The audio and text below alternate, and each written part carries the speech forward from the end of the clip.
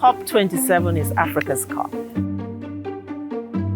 It's an opportunity for the continent to tell its own story, its own authentic story of climate change.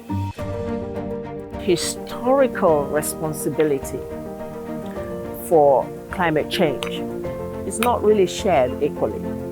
Africa's share of that responsibility remains minute, but the burden of climate change is shared.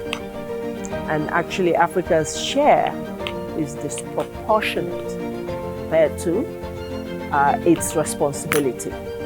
We have today a situation where many African families, communities, countries are bearing the brunt of climate change. So climate change for Africans is not just some theory, or academic quest. It's actually a matter of life and death.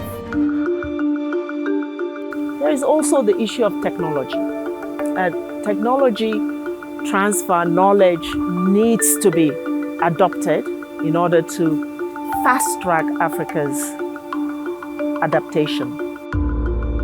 One of the things that we have to do on this continent is get Africa ready for a renewable energy revolution. And we see very closely the issue of energy as not only part of the climate change solution, but also part of the development agenda.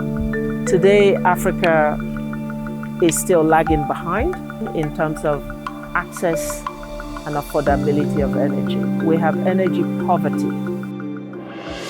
Sustainable energy for all is an instrument of the UN to begin to crack this issue of how do we crowd in support to tap into renewable energy, which Africa has in abundance.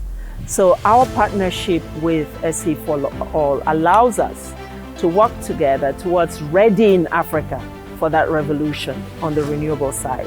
In this conversation, we shouldn't just treat Africa as, a country where one template applies. We need to recognize the diversity of the continent and the fact that what, is good for one country may not necessarily apply to another.